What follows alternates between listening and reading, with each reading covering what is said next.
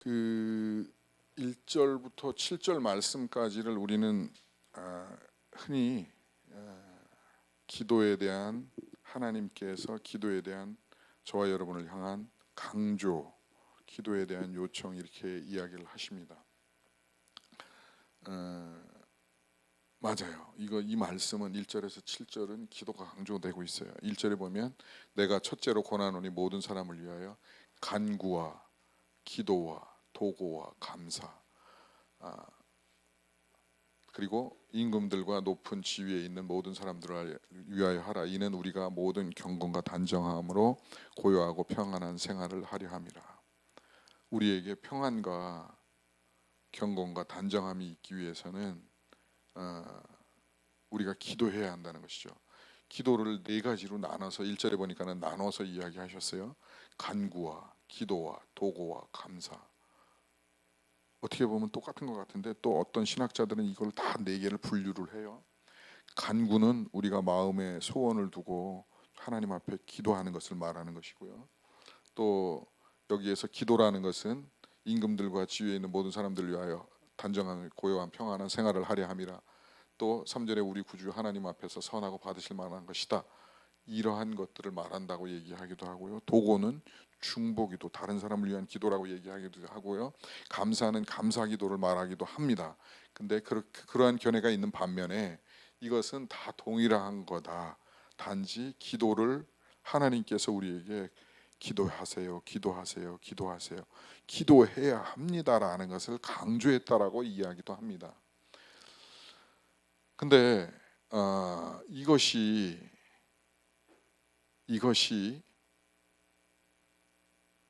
저는 참 이 말씀 안에 신기한 것을 발견하고 이 말씀을 묵상하면서 새로운 것들, 신기한 것들을 발견하는데요. 아마 성경에 있는 모든 사람이라는 단어 중에 1절에서 7절 중에 제일 가장 많이 모든 올맨, 모든 사람, 올맨이라는 것에 대해서 가장 많이 짧은 요 7절 사이에 4번씩이나 강조하고 있지 않나 이런 생각을 갖습니다. 1절에 보니까는 다 같이 읽을까요? 그러므로 내가 첫째로 권하노니 모든 사람을 위하여 간구와 기도와 도고와 감사를 하되, 기도를 하되 나를 위해서, 나 하나를 위해서, 또 내 자녀, 내 가족을 위해서 기도하기도 벅찬데 하나님께서는 모든 사람을 위하여 기도하라고 하는 것이거든요. 모든 사람이면 누굽니까? 이 땅에 75억 인구 모두를 위해서 기도하라고. 물론 그렇게 기도할 수 있겠죠.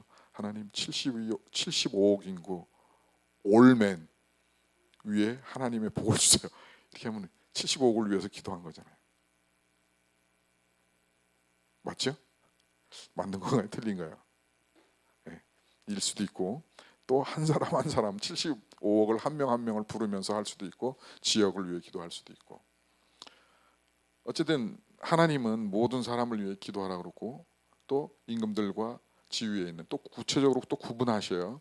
임금들을 위해 기도하라 그러고 높은 지위에 있는 사람들을 위해 하라 그러고, 또 이 기도는 우리가, 저와 여러분이 경건과 단전함으로 고요하고 평안한 생활을 하기 위해서 하는 것이라고 하시고, 이러한 기도는 구주 하나님 앞에서 선하다라는 거예요. 우리의 선함이 이 기도로 완성되어진다라는 것이죠. 그리고 하나님께서 받으실 만한 그 기도가 하나님께서 받으실 만한 예물이고 예배이고 받으실 만한 것이다라고 얘기를 하시는 것이죠. 근데 2번이나 모든 사람이라고 이렇게 기록이 됐는데 4절에 보니까 하나님은 모든 사람이 구원을 받으며 진리를 아는 데 이르기를 원하시느니라. 갑자기 기도에 대해서 얘기하시다가, 기도를 강조하시다가 모든 사람이 구원받으며 진리를 아는 데 이르기를 원하신다라는 말씀을 하셔요. 무슨 말씀이냐면, 왜 기도해야 하냐면 모든 사람이 구원받아야 되기 때문에 기도해야 한다는 것이죠. 이 땅에 있는 모든 사람들을 구원하기 위해서 하나님께서는 저와 여러분의 기도를 사용하신다는 것이죠. 우리가 기도할 때 하나님께서 임재하시고 그 기도를 들으시고 우리와 함께 이 땅에 있는 사람들을 구원하시기 원하신다는 사실인 것이죠. 또 5절에 하나님은 한 분이시요 또 하나님과 사람 사이의 중보자도 한 분이시니 곧 사람이신 그리스도 예수라. 6절에 그가 모든 사람을 위하여 자기를 대속물로 주셨으니 기약이 이르러 주신 증거니라. 하나님께서는 예수 그리스도를 십자가의 대속물로 주신 것은 우리가 너무나 잘 아는 대로 나를 위해 그렇게 주셨지만 나뿐만 아니라 모두를 위해서 그렇게 주셨다는 사실인 것입니다. 그리고 7절에 이를 내가 전파하는 자와 사도로 세움을 입은 것은 참말이요 거짓말이요. 또 그리고 이것을 전파하는 자로 저와 여러분을 세웠다는 것이죠. 그래서 믿음과 진리 안에서 이방인의 스승이 되었다. 저와 여러분은 이방인의 스승인데 믿지 않는 자들에게 이거를 지금 시대적으로 해석을 하고 적용을 한다면 믿지 않는 사람을 위해서 저와 여러분은 스승이 되어야 한다는 사실인 것입니다.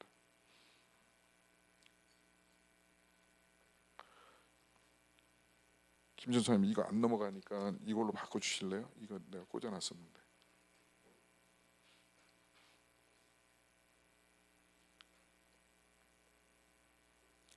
그래서 오늘 저는 이 말씀을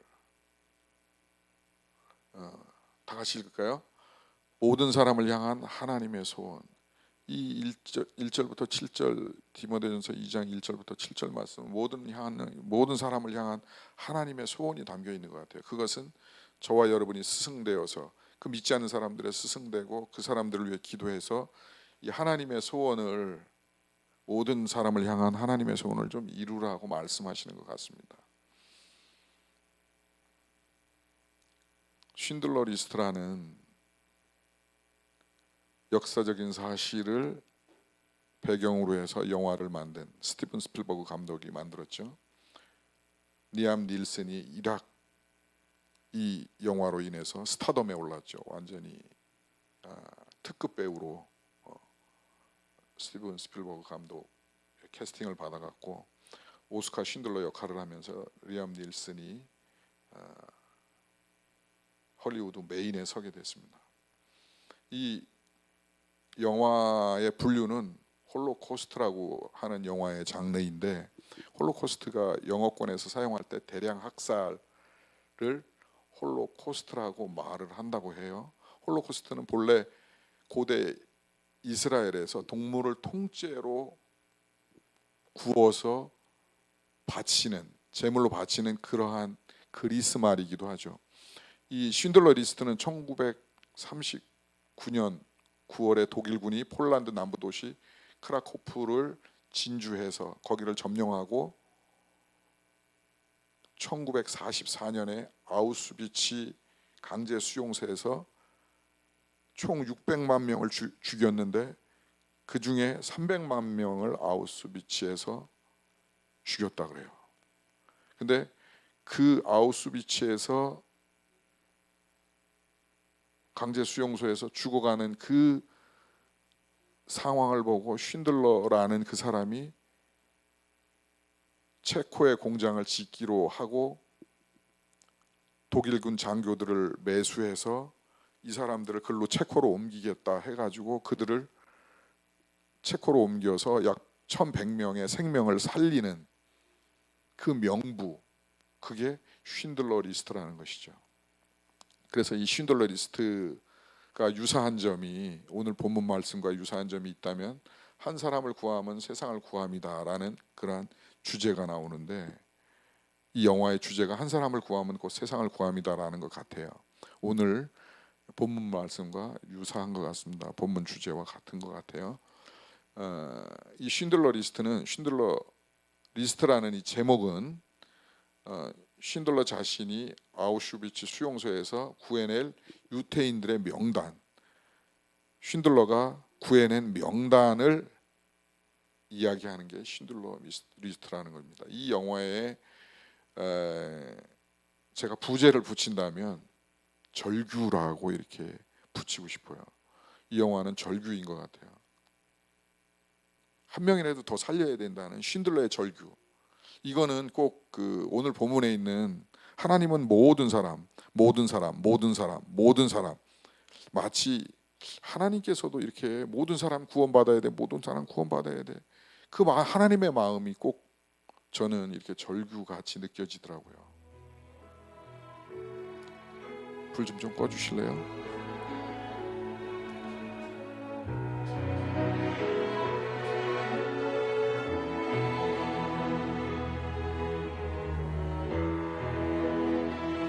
대략 1년 전후로 이 일들이 일어났었는데요.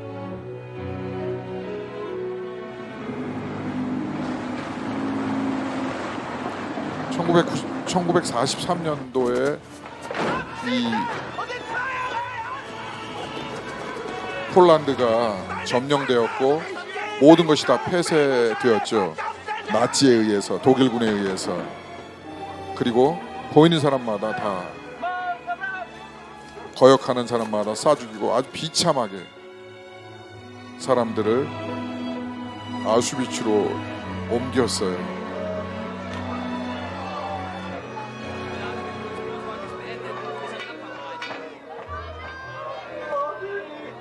마치 돼지우리에서 돼지들 이렇게 트럭에 싣고 옮겨가는 것처럼 막 사람들을 그렇게 막 돼지 싣듯이 실어가지고 옮기는데, 독일군들은 따뜻한 햇볕에서 햇빛을 즐기면서 이 광경을 보고 있었는데, 쉰들러는 장교를 설득해서 소방호수를 통해서 물이라도 뿌리자고 한 번만 좀 그렇게 해달라고 부탁을 해서 단 몇 초라도 이 사람들의 생명을 연장시키고자, 이 유태인들의 생명을 단 몇 초라도 연장시키고자 물을 뿌리고 있습니다. 독일군 장교들은 비웃죠. 죽어갈, 어차피 죽을 사람들 글로 옮겨서 다 우리가 죽일 건데 뭐하러 희망을 주느냐, 물을 뿌려서 그냥 목말라 죽든지 옮겨가서 죽게 하지 라는 이야기를 합니다.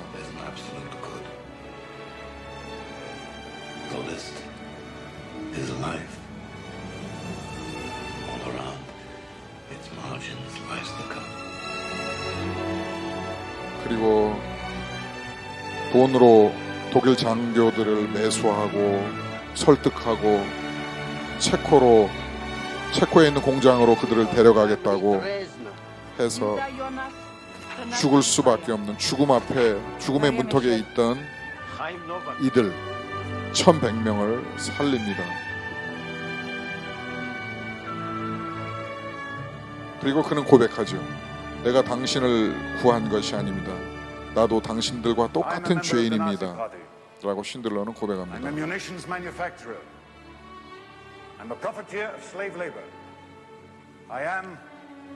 나는 전쟁 범죄자고 당신들의 노동력을 착취했고 오늘 자정부로 여러분들은 자유인이 되고 나는 전범자가 될 것입니다 라고 그는 고백합니다. 그때 1100명의 사람들이 모스크바 쉰들러에게 감사를 표시하죠. 감사합니다. 당신을 인해서 수많은 사람들이 살아날 수 있었습니다라고.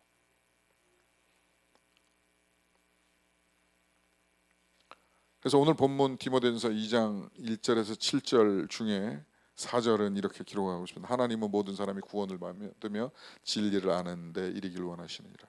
먼저는 저와 여러분이 구원받기를 원하시는 거죠. 영원한 생명을 얻기를 원하는 것이죠.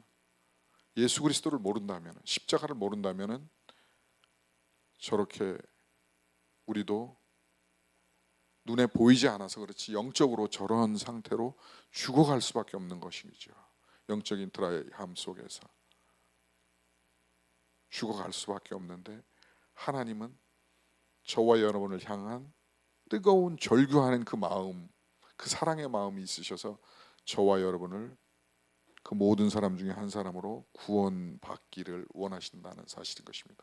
그리고 저와 여러분을 스승으로 만드셔서 쉰들러처럼 죽어가는, 그 비참하게 죽어가는 그 사람들을 한 명이라도 더 살리고 싶은 그 절규 외침을 가졌듯이, 그 삶을 살았듯이 저와 여러분도 죽어가는 영혼들을 살리기를 원하신다는 사실인 것입니다. 그래서 사도행전 22장 24절에 보니까는 다 같이 고백합니다. 보라, 이제 나는 성령에 매여 예루살렘으로 가는데 거기서 무슨 일을 당할지 알지 못하노라. 오직 성령이 각 성에서 내게 증언하여 결박과 환난이 나를 기다린다 하시나 내가 달려갈 길과 주 예수께 받은 사명 곧 하나님의 은혜의 복음을 증거하는 일을 마치려 하면은 나의 생명을 조금도 귀한 것으로 여기지 아니하노라. 사도 바울을 통해서 이렇게 하나님께서는 저와 여러분에게 말씀하시고 계십니다. 또 이것이 너의 고백이 되어야 한다라고 말씀하시는 것 같아요. 너가 달려갈 길과 주 예수께 받은 사명, 그 스승의 사명, 복음 전파의 사명, 그 사명을 은혜의 복음 증거하는 그 사명, 증언하는 일을 마치려 하면은 너의 생명을 조금도 귀한 것으로 여기지 마라라는 것이죠. 사도 바울은 또 그렇게 고백했죠.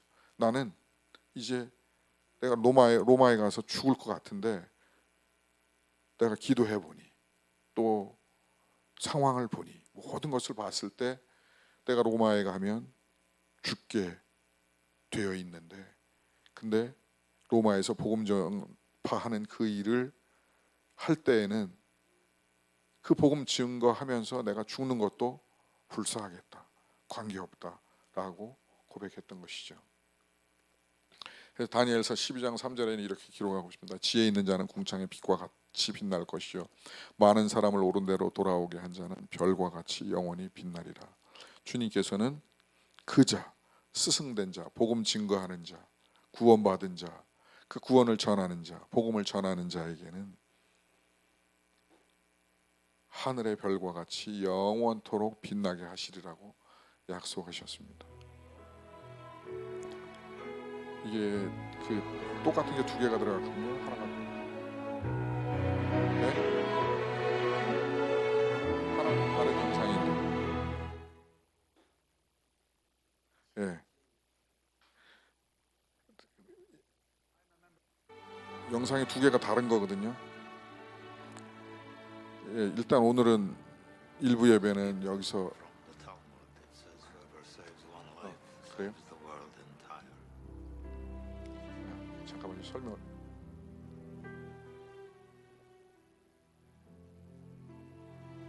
네. You could have got more out. I could have got more. I don't know if I just. I could have got more. Oscar, there are 1,100 people who are 절규라는 단어를 제가 사용을 했는데요. 오스카 신들러는 More money. 1,100명을 살리는데 그냥 살린 거는 아닌 것 같아요.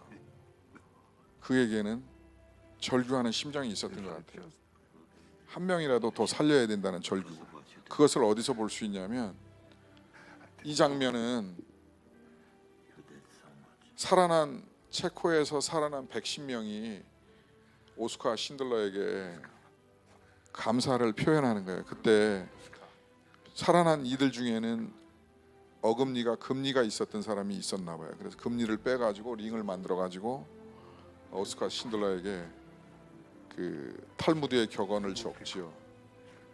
한 사람을 살린 사람은 세상을 살린 것이다. 세상을 구원한 것이다. 라고.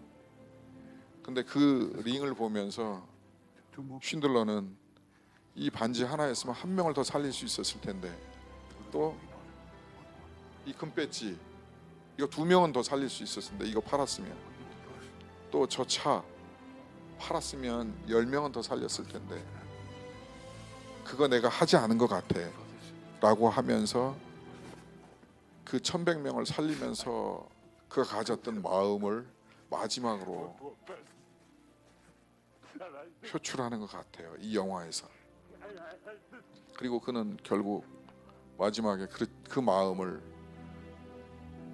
오열하고 있습니다. 저는 이 말씀과 이 영화에서 그 하나님의 마음을 봅니다. 느낍니다. 마치 하나님께서 오스카 신들러처럼 저를 향해서 또 여러분을 향해서 또 저와 여러분이 죽어가는 영혼을 향해서 그 하나님의 마음을 갖기를, 그게 이 쉰들러 리스트에 쉰들러, 물론 스티븐 스필버그가 표현한 거지만 현실을, 사실을 표현했는데, 역사적인 사실을 다큐 영화처럼 상업 영화를 제작을 했는데, 거기서 스티븐 스필버그가 마치 이 하나님의 마음을 표현한 것 같이 느껴져요. 자, 말씀을 정리하겠습니다. 오늘 디모데전서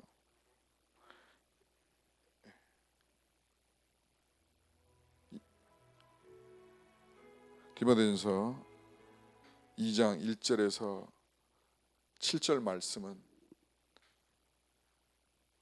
하나님은 모든 사람들이 다 구원받고 진리를 알기를 원하십니다. 모든 사람이, 이 땅에 있는 모든 사람이 다 구원받기를 원하는데, 그것은 기도로 이루어진다는 사실인 것이죠. 그리고 모든 사람이 구원받기 위해서 예수 그리스도는 5절 6절에 보니까는 대속물로 주어졌다는 것이죠. 저와 여러분을 구원하기 위해서 대속물로 주어진 것처럼 또 다른 사람들을 위해서 동일하게 대속물로 주어졌다는 사실인 것입니다. 그래서 바라기는 이 마음이 한 주간 저와 여러분에게 살아갈 때 있어질 수 있기를 바랍니다. 그래서 내 가족이든 친구이든 지인이든 누군지는 알 수 없지만 그 사람을 향해서 하나님은 믿음과 진리 안에서 그 이방인, 구원받지 못한, 복음을 모르는 그 자들을 위해서 저와 여러분을 스승으로 세우셨다는 사실이에요. 복음을 증거하는 자로 세우셨다는, 전도자로, 스승으로 세우셨다는 사실을 기억할 수 있기를 주의 이름으로 축복합니다. 기도하겠습니다. 하나님, 우리를 이방인의 스승으로, 죽어가는 저 영혼들을 향한 복음 전도자로 세워주신 것을 감사합니다. 주님, 우리가 우리의 삶에 지쳐 이 하나님의 마음을 잃거나 놓치지 않게 도와주시옵소서. 또 특별히 부족하고 연약하지만 또 믿음 없지만 나를 위한 하나님 그 사랑의 마음이 절규하고 계심을 알게 하여 주시옵소서. 그래서 그 십자가 은혜 아래서 스승된 자로서의, 복음 전하는 자로서의, 사도 바울이 사도행전 22장에 고백한 대로 내 이 복음 전파하는 데에는 내 생명을 조금도 귀한 것으로 여기지 않노라고 고백한 대로 우리가 살아갈 수 있기를 간절히 소원하고 기도합니다. 우리에게 은혜를 부어 주시옵소서. 또 대속의 은혜를 감격하며 주님을 찬송케 하시옵소서. 이 모든 말씀 우리 주 예수 그리스도의 이름으로 기도드리옵나이다. 아멘.